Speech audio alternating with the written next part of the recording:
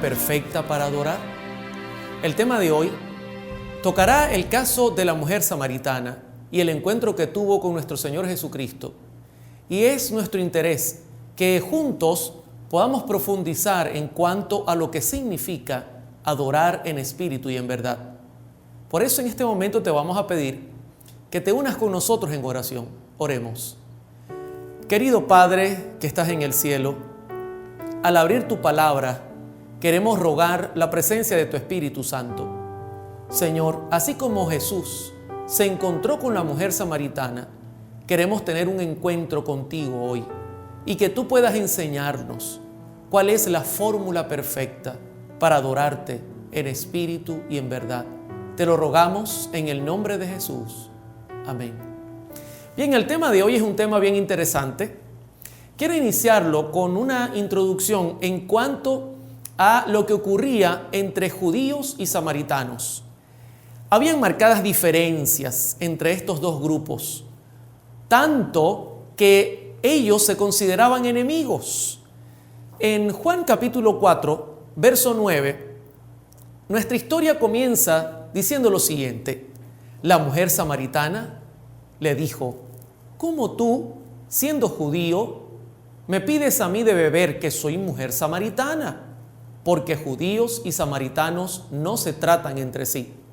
Lo primero que tenemos que entender es el trasfondo de toda esta historia.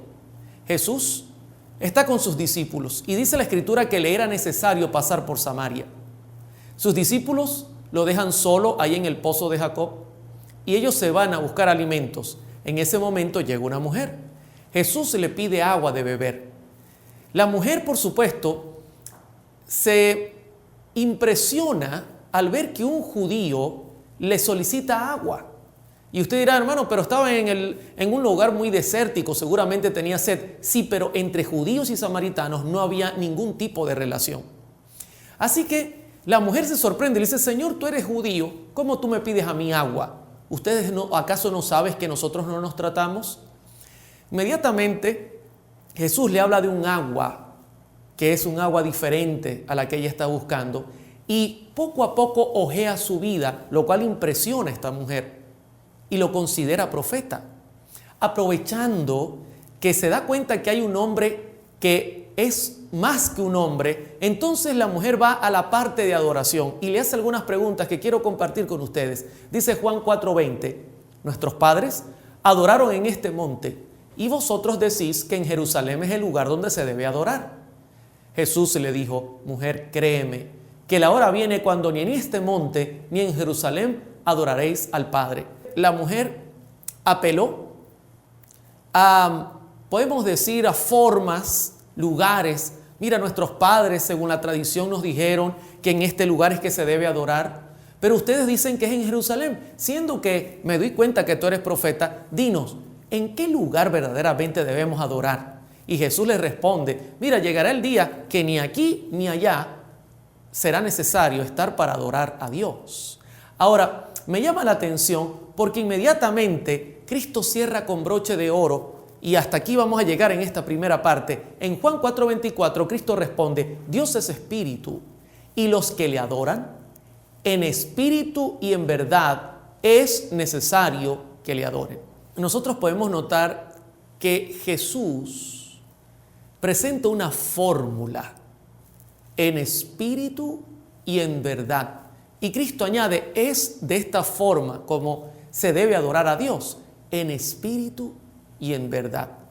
Para entender esta fórmula que podemos llamar perfecta para adorar, tenemos que remontarnos mucho tiempo atrás, ir hacia la historia, recordar un poco qué fue lo que dividió a judíos y samaritanos, para entonces caer en el contexto correcto de la historia que Cristo prácticamente presentó a la mujer samaritana. Ahora, voy a apelar al comentario bíblico adventista. Quiero que me acompañen allí en el tomo 2, página 48. Samaria estaba al norte de Judea, en el territorio donde se establecieron las tribus de Efraín, Manasés, occidental y parte de Benjamín. Limitaba al norte con la planicie de Esdraelón y el monte Gilboa. En su centro estaban los montes Gerizim y Ebal, a cuyo pie estaba la antigua ciudad de Siquem, cerca de la actual Nablus, próxima al pozo de Jacob.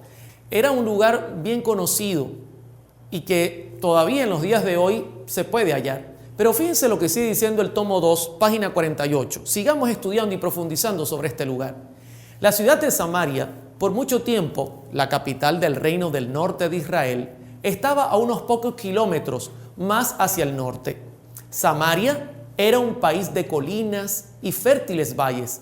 La enemistad entre judíos y samaritanos se originó cuando se separaron los reinos del norte y del sur, separación que duró desde la secesión en los días de Jeroboam I en el año 931 a.C.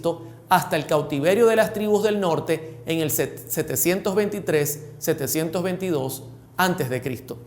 Entonces notamos que cuando se divide el pueblo de Israel en dos grupos, no voy a profundizar completamente la historia de los motivos. En el reino del norte se colocó Samaria y en el reino del sur estaba como sede Jerusalén. Allí, en esos lugares fértiles, llenos de valles, es donde los samaritanos se radicaron. Ahora, en segundo libro de Reyes, capítulo 17, quiero ir ahora a la Biblia para que nosotros notemos un poco más en cuanto al origen del pueblo samaritano.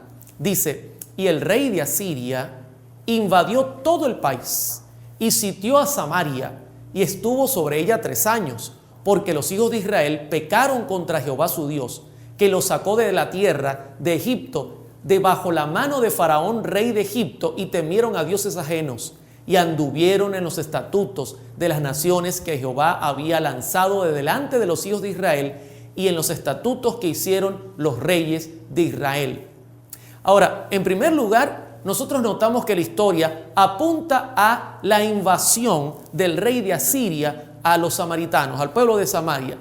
El motivo es la idolatría y el motivo es no seguir a Dios, sino seguir el gobierno de los reyes que se habían autoimpuesto. En segundo libro de Reyes 17 sigue diciendo: y trajo el rey de Asiria gente de Babilonia, de Cuta, de Aba, de Hamat, de Safarvaim, y los puso en las ciudades de Samaria, en el lugar de los hijos de Israel, y poseyeron a Samaria y habitaron en sus ciudades. Ahora, noten algo, ¿no?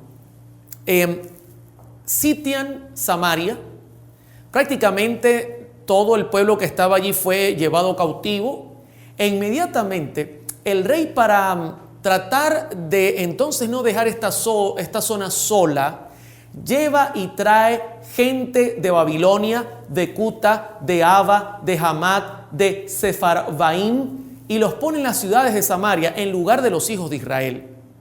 Y estos tomaron Samaria y habitaron en sus ciudades. Pero sigue diciendo el verso 25: y aconteció al principio, cuando comenzaron a habitar allí, que no temiendo ellos a Jehová, Jehová entonces envió contra ellos leones que los mataban. Entran estas gentes idólatras, no temerosas de Dios. Como consecuencia, entonces, Dios envía una jauría de leones que comienzan a matar, algo fenomenal, algo que se podía interpretar claramente como fuera de lo normal. Y entonces comienza a haber temor. En segundo libro de Reyes 17, 27 dice: y el rey de Asiria mandó diciendo: llevad allí a alguno de los sacerdotes que trajisteis de allá, y vaya y habite allí, y les enseñe la ley del Dios del país. Y vino uno de los sacerdotes que habían llevado cautivo de Samaria y habitó en Betel, y les enseñó cómo habían de temer a Jehová. Leones comiéndose a la gente, desastres naturales, problemas de todo tipo. La solución era sencilla. El rey de Asiria mandó a que buscaran un sacerdote. Miren, ustedes están en una tierra que había pertenecido al pueblo de Israel, al pueblo de Samaria, y este pueblo temía a Dios. Así que tienen que entender cómo es que ustedes deben presentarse delante de ese Dios. Así que busquen un sacerdote. Aparece el sacerdote y el sacerdote les enseña, entre comillas, cómo deben temer a Dios para habitar el lugar sin ningún problema.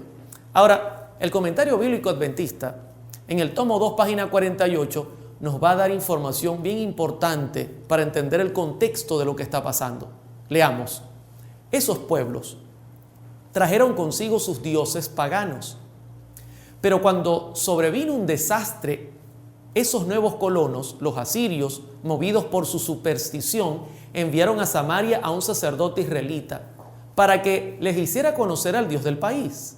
La mezcla de los israelitas que permanecieron en el país con los inmigrantes paganos produjo una religión mixta que era parte un culto a Jehová y en parte un ritual pagano. Ahora la situación se empeora. Aparece el sacerdote les enseña cómo adorar a Dios, pero ellos no abandonan sus ritos paganos, así que tenemos una mezcolanza entre adoración pagana y, entre comillas, la adoración que ellos habían recibido de sus padres, la verdadera adoración hacia Jehová. La situación es compleja, porque entonces se prostituye lo que eran las enseñanzas de Moisés y los profetas. Ahora, falsa adoración. Los samaritanos ahora estaban en serios problemas, porque no se presentaban a Dios conforme a la palabra de Dios, sino conforme a esas mezclas que habían obtenido al unir lo pagano y lo religioso. Pero sigue diciendo la historia en segundo libro de Reyes, capítulo 17. Temían a Jehová e hicieron del bajo pueblo sacerdotes de los lugares altos, que sacrificaban para ellos en los templos de los lugares altos. Temían a Jehová y honraban a sus dioses, según la costumbre de las naciones de donde habían sido trasladados. Hasta hoy hacen como antes, ni temen a Jehová, ni guardan sus estatutos, ni sus ordenanzas, ni hacen según la ley y los mandamientos que prescribió Jehová a los hijos de Jacob, el cual puso el nombre de Israel. Increíble. Dice en la Escritura, temían a Jehová, pero tenían sus ídolos, sus imágenes, sus costumbres paganas. Temían a Jehová, pero hacían sacrificios no conforme al ordenado por Dios. Era una mezcla extraña. Tanto que yo siento como la vergüenza del escritor del libro de Reyes al decir, bueno, temían o no temían al Señor. Al final, dice el 34, hasta hoy hacen como antes, ni temen a Jehová, ni guardan sus estatutos. Estaba claro que ellos habían perdido el norte, habían mezclado lo santo y lo común, algo que no es correcto delante del Señor. Lo pagano, lo mundano, lo secular, aquellas cosas y enseñanzas que no provenían de la Biblia, la habían mezclado con las enseñanzas de los profetas. Pero sigue diciendo el capítulo 17, segundo libro de Reyes, verso 41. Así temieron a Jehová aquellas gentes y al mismo tiempo sirvieron a sus ídolos y también sus hijos y sus nietos, según como hicieran sus padres, así hacen hasta hoy. Es como vergonzoso. Temían a Jehová, pero también tenían sus ídolos. Y esto fue enseñándose de generación en generación, de generación en generación. Ahora, yo quiero que tú imagines lo serio de esta situación. Sin duda, es una situación muy seria. ¿Por qué? Porque al entender la historia de los samaritanos, es una historia catastrófica, podemos decir. Ellos aparecen en la historia como el reino del norte. Allí colocan un lugar para adorar y de esta manera separarse del reino del sur que apuntaba a Jerusalén. Se llevan cautivos aparte del pueblo. Los paganos traen gente pagana a habitar en Samaria. Vienen catástrofes, los leones los devoran. Buscan un sacerdote entonces por orden del rey para que les enseñe las costumbres de los que habitaban allí en cuanto a la adoración. Se mezcla lo santo y lo profano y entonces la adoración se vuelve un desastre. Y para terminar, dice la Escritura que temían a Jehová, pero también adoraban los ídolos y esto lo enseñaron a las otras generaciones. Yo creo que hasta acá la presentación que se nos hace en cuanto a Samaria es bastante clara. es una situación bien compleja. Allí no había una verdadera adoración. Quizá había el espíritu de adorar, quizá tenían todas las buenas intenciones, pero desconocían la verdad que se halla solamente en la Escritura. Ahora, voy a la otra cara de la moneda. Ya tenemos claro lo que es el pueblo samaritano, pero ¿y qué decir de el pueblo judío? Yo quisiera que nos acompañaran a Esdras capítulo 4, oyendo los enemigos de Judá y de Benjamín, que los venidos de la cautividad edificaban el templo de Jehová, Dios de Israel, vinieron a Zorobabel y a los jefes de casas paternas y les dijeron: edificaremos con vosotros, porque como vosotros buscamos a vuestro Dios, y a él ofreceremos sacrificios desde los días de Esar-Adón, rey de Asiria, que nos hizo venir aquí. Los samaritanos se enteran de que el rey que en ese momento gobierna da la posibilidad al pueblo de Israel de reedificar el templo. Recordemos que el templo había sido destruido. Dios había mandado a Babilonia y había destruido completamente el templo. Así que se le da la orden ahora a Israel de que reedifiquen. Cuando ellos se dan cuenta que Israel vienen a reedificar el templo, entonces ellos ofrecen su ayuda. Los samaritanos dicen: nosotros queremos colaborar, permítanos hacerlo porque creemos en el mismo Dios. Ahora, aquí viene el problema. En Esdras 4:3 dice la Escritura: Zorobabel, Yesúa y los demás jefes de casas paternas de Israel dijeron: no nos conviene edificar con vosotros casa a nuestro Dios, sino que nosotros solos la edificaremos a Jehová Dios de Israel, como nos mandó el rey Ciro, rey de Persia.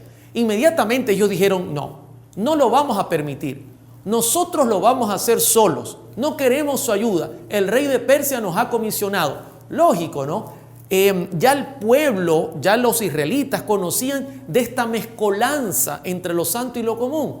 Y fíjense lo que el Comentario Bíblico Adventista en el tomo 3, páginas 71 y 74 añade: cuando los judíos regresaron de Babilonia a Judea, esta mezcolanza religiosa se convirtió en una razón muy poderosa para su odio contra los samaritanos.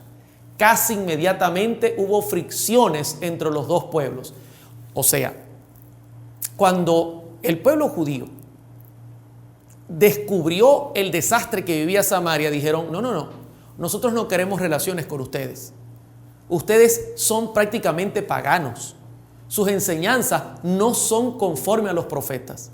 Pero miren lo que ahora dice y añade el Comentario Bíblico Adventista, tomo 3, páginas 71, 74. Los samaritanos pusieron estorbos para la reedificación de las ciudades judías. Y cuando hicieron propuestas de alianza, los judíos las rechazaron terminantemente. Los samaritanos establecieron su propio templo en el monte Gerizim como rival al de Jerusalén. Esta enemistad nunca mejoró. Para completar la situación, cuando el pueblo de Israel comenzó a reedificar las ciudades, los samaritanos estorbaron la actividad. Esto aumentó la discordia, a tal punto que decidieron tomar el monte Gerizim y edificar un templo paralelo para adorar a Jehová a su manera. Yo quiero que imaginen la situación. La situación es bien compleja. Tenemos a los samaritanos que se mezclan con lo pagano y hacen del culto algo prácticamente pagano. Tenemos a los judíos que reciben de Ciro la oferta de reedificar las ciudades y reedificar el templo. Cuando los judíos vuelven, consiguen el desastre de los samaritanos, pero se sorprenden al escuchar que ellos quieren colaborar. Por supuesto, les dicen: no lo vamos a aceptar. Esto inmediatamente crea fricciones. Ellos comienzan a molestar para que no se reedifiquen las ciudades, lo que empeora la situación. Así que tenemos una situación muy, pero muy compleja. Saben que al estudiar el tema, me di cuenta por qué se radicaliza el judaísmo en cuanto a sus tradiciones. Y tú lo vas a notar, el tema de hoy es un tema muy interesante. Esto llevó a radicalizar el judaísmo. Por eso en Gálatas 1, voy a aprovechar y citar al apóstol Pablo para que entendamos hasta qué punto se radicaliza el judaísmo. Noten lo que dice la Escritura: porque ya habéis oído acerca de mi conducta en otro tiempo en el judaísmo, que perseguía sobremanera a la iglesia de Dios y la asolaba. Y en el judaísmo aventajaba a muchos de mis contemporáneos en mi nación, siendo mucho más celoso de las tradiciones de mis padres. El apóstol Pablo señala cómo era su actitud cuando estaba en el judaísmo. Era celoso, tan celoso que no le importaba matar a cualquiera que se opusiera no a la Escritura. Yo quiero que noten esto es muy particular, porque tenemos la otra cara de la moneda. Él se radicalizó en cuanto a las tradiciones de los padres. No era un defensor de la Escritura, sino de las tradiciones. Tenemos un grupo que está mezclado con el paganismo y ahora tenemos un grupo que se va a radicalizar no en la Biblia, sino en tradiciones adquiridas por sus padres. Y fíjense lo que dice el Comentario Bíblico Adventista, tomo 2, página 943. Los judíos que regresaron a Jerusalén encontraron resistencia cuando trataron de establecer normas de culto diferentes de los conceptos populares de los pueblos semipaganos que se habían establecido en el país durante el cautiverio. Increíble. Ellos regresan, pero consiguen una mezcla entre judíos y paganos, y entonces cuando ahora ellos quieren poner orden en cuanto a lo que era la correcta adoración, consiguen que hay resistencia. No lo vamos a aceptar. Estas cosas no se hacen así. Yo no sé si te parece particular, pero pareciera que viviéramos una situación muy semejante en nuestros días. Muchas veces, queriendo nosotros llevar luz en cuanto al tema de la adoración, muchas veces nosotros queriendo poner orden a algunas enseñanzas que se han salido de su lugar, muchas veces recibimos resistencia. Y la gente no le gusta. La gente quiere adorar como le viene en gana, como vieron en televisión, con quizá las formas o la música o el estilo que están contemplando en el mundo. Y entonces comienza la resistencia. Esto parece algo particular. Los judíos consiguen resistencia de estos grupos semipaganos. Ahora, ¿cuál fue la consecuencia entonces de todo esto? En el Comentario Bíblico Adventista, tomo 1, página 33, dice: esta oposición de los samaritanos fue un gran incentivo para el estudio y el ensalzamiento de la Torá del Pentateuco, por parte de los judíos, quienes comenzaron a practicar rigurosamente todos sus ritos y enseñanzas y establecieron sinagogas por todo el país. La lectura de las Escrituras, presentada en los servicios del sábado, se traducía al arameo o se explicaba en ese idioma, el cual se había convertido en la lengua del pueblo durante el exilio. Es interesante, mis queridos hermanos, por supuesto, al encontrar resistencia, la salida fue profundizar en el estudio, ensalzar las enseñanzas de la Torá, tratar de interpretar en el arameo, que era el lenguaje para ese momento estudiado por ellos, a tal punto que se presentaban las enseñanzas, se estudiaba con el fin de tratar de ir en contra de esta revolución que estaba dañando la iglesia. Ahora, en Mateo 15:2, nosotros podemos tener una idea de lo serio que era este asunto, de lo serio que era la incorporación de tradiciones que no representaban las verdades bíblicas. Fíjense lo que dice Mateo 15:2. ¿Por qué tus discípulos quebrantan la tradición de los ancianos? ¿Por qué no se lavan las manos cuando comen pan? Los fariseos notan que los discípulos están comiendo pan, pero que no se han lavado las manos. De hecho, había un libro dedicado en cuanto a cómo debían lavarse las manos, con cada uno de los pasos. Esto había pasado de tradición en tradición. Entonces, los están mirando, los están observando y de repente comienzan a comer y no se lavan las manos. Así que ellos se acercan a Jesús y le dicen: oye, ¿cómo es posible? Lo reprenden. ¿Cómo es que quebrantan la tradición tus discípulos al comer sin lavarse las manos?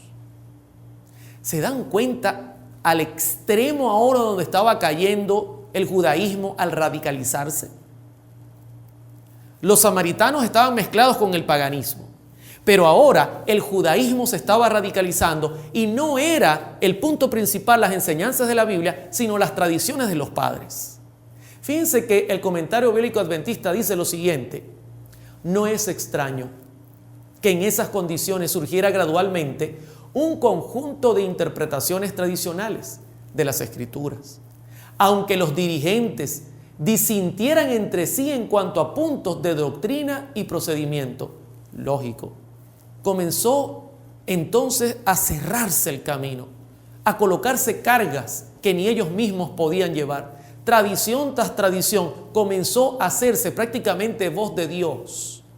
Trataban de entonces cerrar de tal manera el evangelio para evitar que el paganismo penetrara, pero no era la forma correcta de arreglar las cosas.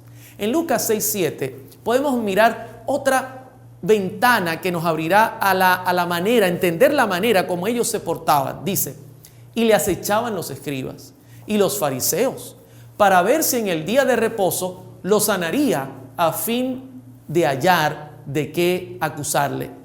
Habían llegado tal al extremo que un día Jesús llega a la sinagoga, consigue un hombre con la mano seca y los fariseos están allí pendientes de lo que va a hacer Jesús. Porque si Jesús se atreve a sanar a este hombre en sábado, está pecando. No solo enseñaban las tradiciones, no solo lo hacían entender como si fuera voz de Dios, sino que ahora también agarraban y tergiversaban las enseñanzas de las Sagradas Escrituras. El sábado era una carga. No podías sanar en sábado porque era pecado. No podías cargar nada en sábado. Todo esto no aparece en la Escritura. Pero ellos seguían cerrándose, radicalizándose. Todo era una tradición. Entonces nuestros padres nunca sanaron un sábado. Tú tampoco lo debes hacer. Todo era radical. Por un lado los samaritanos eran muy liberales. Por el otro lado los judíos estaban radicalizando el evangelio. Ahora, fíjense que en el comentario bíblico adventista, tomo 5, página 97, dice lo siguiente: así se pusieron los fundamentos de las interpretaciones erróneas, lo que resultaría en un complejo conjunto de tradiciones. Estos falsos conceptos finalmente dominaron la religión judía y prepararon el camino para que rechazaran completamente a Cristo. Es tremendo. A veces nosotros como seres humanos queremos resolver los problemas. A veces nos preocupamos mucho por la iglesia. A veces humanamente queremos ayudar a aquellos que sentimos que están extraviados. Pero a veces la cura es peor que la misma enfermedad. Y este fue el caso de los judíos que radicalizaron el evangelio. A tal punto que cuando Cristo viene, el evangelio es una carga. Ellos habían perdido el norte. No pudieron encontrar al Salvador porque el evangelio ya no era la escritura, sino eran tradiciones de padres que pasaron a hijos y a hijos. Ahora, la fórmula que Cristo propuso en espíritu y en verdad es una solución bien interesante. Pero quiero decirte algo: tener la verdad y no tener el espíritu correcto no es verdadera adoración. Por otro lado, tener el espíritu para adorar, pero no tener la verdad, también te lleva a estar en problemas. O sea, verdad sin espíritu y espíritu sin verdad no funcionan. Tienen que estar los dos unidos, espíritu y verdad. Ahora, tú dirás, ¿cómo es eso, hermano Oliver? ¿Cómo funciona ese trabalengua? En Lucas 10, yo quiero mostrarte un poquito, algunos ejemplos. Mira lo que dice allí. Verso 31. Aconteció que descendió un sacerdote por aquel camino y viéndole, pasó de largo. Asimismo un levita, llegando cerca de aquel lugar y viéndole, pasó de largo. Pero un samaritano que iba de camino, vino cerca de él y viéndole, fue movido a misericordia y acercándose, vendó sus heridas, echándoles aceite y vino y poniéndole en su cabalgadura, lo llevó al mesón y cuidó de él. ¿Te parece particular la historia? Está el hombre tirado, herido, moribundo. Pasa el levita, que es judío, lo mira, ve la hora de culto y dice estoy apurado y no lo ayuda. Pasa entonces luego el sacerdote, que también es judío, radicalizado, y dice oye, es una lástima que esté este hombre así herido y yo estoy tan apurado, y no lo ayuda.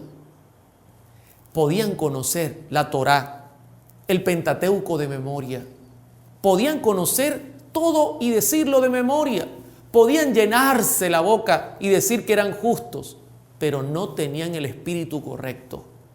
Por otro lado, pasa un samaritano, ese que está mezclado entre el paganismo y entonces está mezclado también la religión judía, la enseñanza de los profetas, y que no está claro en cuanto a la forma correcta para adorar, y ve que está tirado el hombre allí, y es movido a misericordia.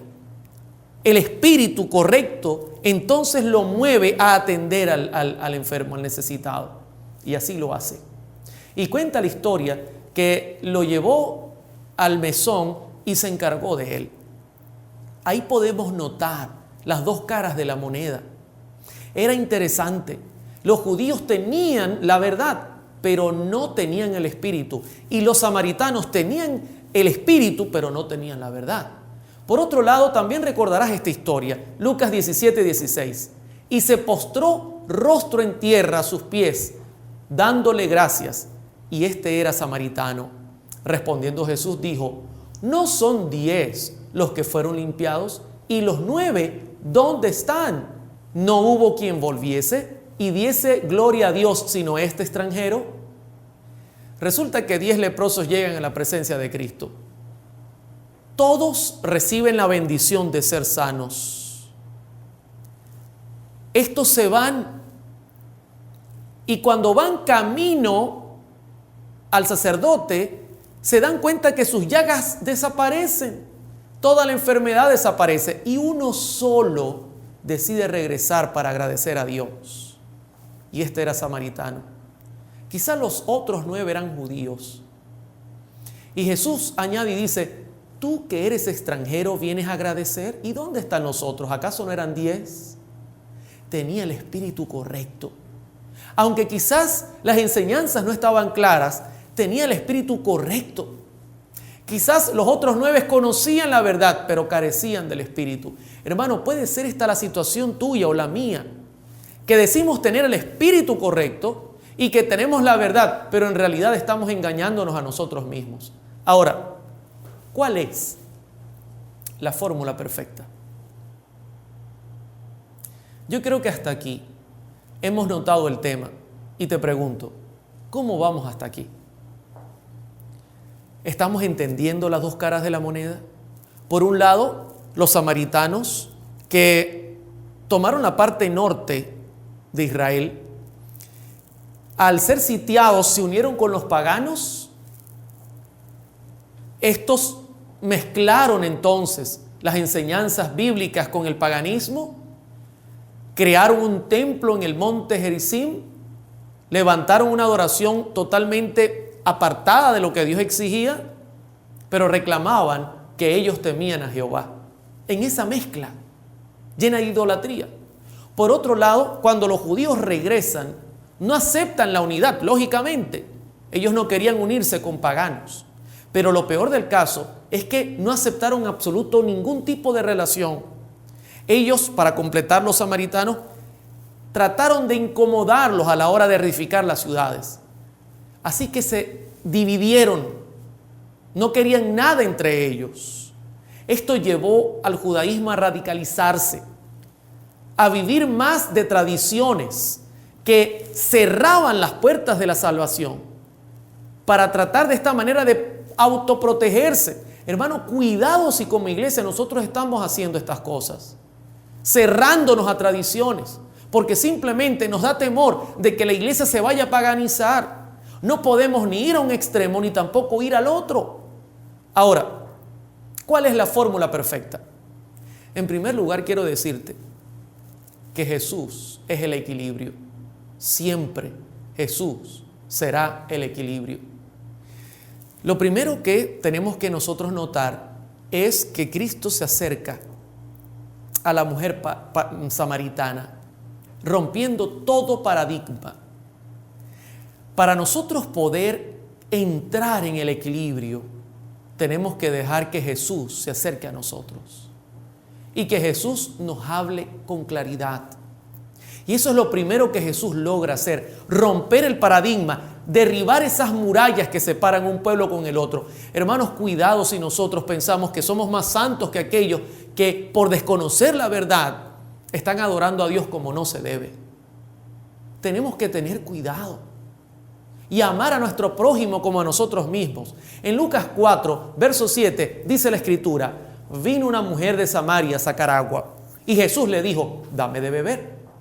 Pues sus discípulos habían ido a la ciudad a comprar de comer. Y la mujer samaritana le dijo: ¿cómo tú, siendo judío, me pides a mí de beber, que soy mujer samaritana? Porque judíos y samaritanos no se tratan entre sí. El primer paso es dejar que Jesús se acerque a nosotros con el agua de vida. Es quitarnos todo preconcepto. Entender que solo en Jesús hay salvación. Que no es en nuestra capacidad de entender las cosas, sino permitir que Él se acerque, no rechazarlo. Y lo digo porque muchas veces cuando nos llegan tocando algún tema, inmediatamente rechazamos, no queremos hacer nada, como el caso de la samaritana. Mira, cómo tú, siendo judío, te acercas a mí. Rechazamos el hecho de que Dios se está acercando para darnos un mensaje. Ese es el primer punto que tenemos que lograr vencer, romper el paradigma. En segundo lugar, debemos reconocer inmediatamente nuestro pecado. Quiero citar para eso Lucas 4, 16 y continuar con la historia. Jesús le dijo: ve, llama a tu marido y ven acá. Verso 17. Respondió la mujer y dijo: no tengo marido. Jesús le dijo: bien has dicho, no tengo marido, porque 5 maridos has tenido y el que ahora tienes no es tu marido. Esto has dicho con verdad. Cuando Jesús se relaciona con ella y le pide agua y le habla de un agua de vida, inmediatamente Jesús lee a la mujer samaritana y expone su pecado. Expone aquello, escúchame bien, que realmente está separándola a ella de la verdadera adoración. Mis hermanos, cuando el pecado entra en nuestras vidas, es imposible, somos incapaces de entender aquello que realmente nos separa de la verdadera adoración. Queremos entender cosas que no podemos jamás ni nunca entender a menos que reconozcamos nuestro pecado. Ese es el segundo paso. Debemos reconocernos pecadores delante de Dios para que Jesús pueda limpiarnos completamente y entonces podamos entender el plan que Él tiene para nuestras vidas y podamos entender cuál es el camino de la verdadera adoración. Miren lo que dice el deseado de toda la gente, es página 159. Aquí se declara la misma verdad que Jesús había revelado a Nicodemo cuando dijo: a menos que el hombre naciere de lo alto, no puede ver el reino de Dios. Los hombres no se ponen en comunión con el cielo visitando una montaña santa o un templo sagrado. La religión no ha de limitarse a las formas o ceremonias externas. La religión que proviene de Dios es la única que conducirá a Dios. A fin de servirle debidamente, debemos nacer del Espíritu Divino. Esto purificará el corazón y renovará la mente, dándonos una nueva capacidad para conocer y amar a Dios. Increíble. Querido hermano, si tú crees que buscando algún tipo de adoración especial en algún templo, en algún concierto, oyendo alguna actividad donde quizá se te vaya a mover el espíritu, es como tú vas a nacer de nuevo, déjame decirte que necesitamos buscar a Dios de forma personal. Personal, como la mujer samaritana encontró a Jesús, de forma personal, ir a Él en oración, estudiando la Escritura, diciéndole: Señor, te necesito, por favor, ayúdame, transforma mi carácter, dame un nuevo corazón, dame un nuevo espíritu en mi ser, que te ame, que te honre. No hay otra forma, no es buscando la iglesia más bonita, no es buscando el pastor que mejor predica, no, es algo personal entre tú y Dios. Ahora, el deseo de toda la gente, página 159, dice: nos inspirará una obediencia voluntaria a todos sus requerimientos. Tal es el verdadero culto. Es el fruto de la obra del Espíritu Santo. Por el Espíritu es formulada toda oración sincera, y una oración tal es aceptable para Dios. Siempre que un alma anhela a Dios, se manifiesta la obra del Espíritu y Dios se revelará a esa alma. Él busca adoradores tales, espera para recibirlos y hacerlos sus hijos e hijas. Increíble. Tal es el verdadero culto. Es el fruto de la obra del Espíritu Santo. Cuando tú buscas a Dios de manera personal, en tu aposento, en tu cuarto, en tu hogar, cuando lo buscas con ganas de conocerlo, ese es el verdadero culto que Dios ama, que Dios desea. Ese es el culto que transformará tu vida. Esa es la obra que el Espíritu Santo necesita en ti. No es grandes cosas exuberantes, atrayentes, como hoy día se vende en muchos lugares el Evangelio. No, es más bien una relación personal entre tú y Dios. Ahora, en primer lugar hemos visto que debemos permitir que Dios se acerque a nosotros. En segundo lugar, cuando Dios se acerca, lo primero que hace es mostrarte aquello que te está separando de Él. Dios quiere una relación personal contigo. Y en tercer lugar, Dios quiere aclarar contigo las diferencias. En Lucas 4:19 le dijo la mujer: Señor, me parece que tú eres profeta. Nuestros padres adoraron en este monte y vosotros decís que en Jerusalén es el lugar donde se debe adorar. Jesús le dijo: Mujer, créeme que la hora viene cuando ni en este monte ni en Jerusalén adoraréis al Padre. Aclarar las diferencias no es el primer paso. Aclarar las diferencias viene después. Es ahí cuando tú has reconocido tu error, tu pecado, cuando las escamas cayeron de tus ojos, cuando aquellos que te apartaba de la verdadera adoración ahora no está. Entonces Dios puede aclarar aquello que tú tanto anhelas. Ahora Dios te puede dar explicaciones claras en cuanto a la verdadera adoración. Fíjense cómo lo dice el deseado de toda la gente, páginas 159 y 160. Esta mujer se hallaba en un estado de ánimo que le permitía apreciar las cosas. Estaba dispuesta a recibir la más noble revelación porque estaba interesada en las Escrituras y el Espíritu Santo había estado preparando su mente para recibir más luz. Ella se acerca. Ya Jesús no es alguien desconocido, ahora es un amigo que ha abierto su corazón, que no le ha reprochado sus pecados, que le ha mostrado amor y benevolencia. Y entonces, reconociendo su maldad, ahora le dice: Señor, explícame cuál es el verdadero camino para adorarte, para adorar a Dios. Ya tengo mi corazón dispuesto para escucharte. Ya todo aquello que me separaba de ti no está. Tengo mi mente preparada. El Espíritu de Dios está entre nosotros. Enséñame a adorarte. Increíble. El cuarto paso ahora es la fórmula perfecta. Cristo está ya preparado para decirle cuál es el camino hacia la verdadera adoración. Y quiero que notes esto.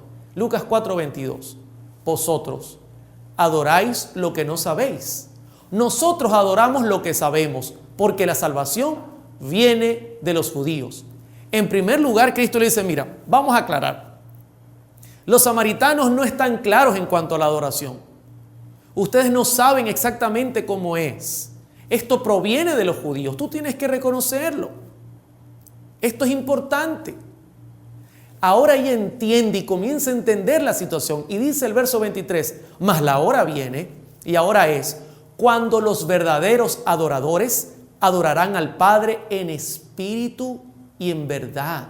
Porque también el Padre tales adoradores busca que le adoren. Dios es espíritu, y los que le adoran en espíritu y en verdad es necesario que le adoren. Ahora Cristo da un paso y dice: mira, hija, tú necesitas únicamente conocer la verdad. Cuando tú conoces la verdad, entonces estás preparada. Ya has abandonado el pecado, ya entendiste tu condición, ya tú estás facultada para adorar con la fórmula perfecta. Lo que necesitas ahora es conocer la verdad. Ya tienes el espíritu dispuesto y la verdad es esta. Y le dice, solamente así, cuando adores en espíritu y en verdad, con el espíritu correcto y reconociendo el camino correcto, entonces estarás haciendo lo que el Padre tanto anhela de ti. Increíble. Es una fórmula perfecta. No podemos tener el espíritu sin la verdad, ni tampoco tener la verdad radicalizada sin el espíritu. Es necesario el equilibrio, el espíritu correcto, dispuesto a escuchar la voz de Dios y entonces entender y reconocer las verdades que necesitamos oír sin reproche alguno y la disposición de poder hacer conforme a la voluntad de Dios.